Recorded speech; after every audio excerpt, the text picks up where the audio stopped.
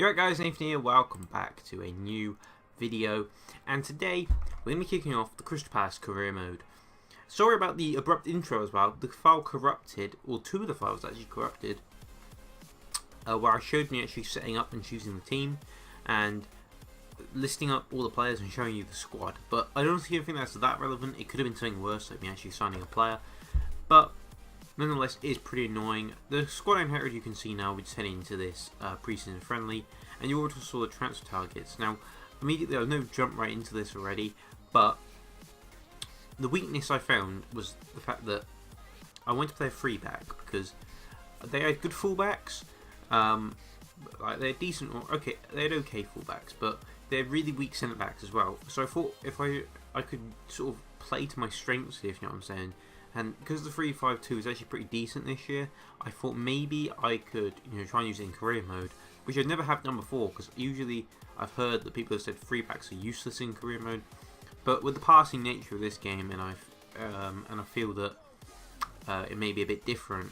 The fact that apparently the AI doesn't attack you that much as well, and I hope it will pay off. This risk we're taking. But if it doesn't, we can just fill in. We've got Sare and Ward, fullbacks that are very decent to come in if change is needed, I guess. Here are some targets. You'll just see me going in for like Gelson Murillo, Winston Reid, Nicholas Sule, loads and loads of players. Just I don't bother with inquiries anymore because they're really misleading. A lot of people have actually paid what the inquiry says. I usually just go over flat out bid straight away, like a random one. Like I think I bid like 10-0 for Sule. They want 17, and I'm going to give them a good bit of a bartering to try and see if I can get them a bit lower. But the players I did list up were all necessarily old ones and old players and young players to go on loan. But I do show all of them. I don't think any of those corrupted. So everyone that you see gone in this episode are the only ones that have actually left the club. Anyway, I feel we got a really good strike partnership this year in Benteke and Remy. Pace abundant, height abundant, and just I think we're going to tear shit up in the Premier League. We've got to play with two strikers. No two ways about it, because we got pacey wingers as well to cross the ball in. We need a new cam. Particularly because Punchin's old and pretty low rated in comparison to what we need, and in comparison to the fucking budget we were given a phenomenal amount of money for Palace. I think all Premier League teams have been given a massive budget. I got like I think it was a 60% boost for playing the game for like 3 years or something like that. I don't know, it's really confusing, but yeah, we just sort of took it in our stride, tried to pick up as many good players as we could. I don't know about realistic signings anymore, because the Premier League, say a few years ago actually, the Premier League, you wouldn't see like Crystal Palace signing Benteke. You'd see them signing like bang average players from abroad that they hope will come good. But now you see Premier League sides spending 30 million on strikers like Palace paid for Benteke. You'll see I'm having another example.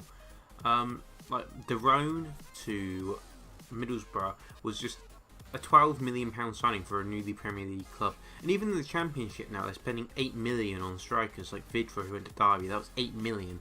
So much money involved that I don't think there is actually anything separating realistic signings and unrealistic signings. I'm also going to show you just now, it should be on the screen, how the poll I held on Twitter.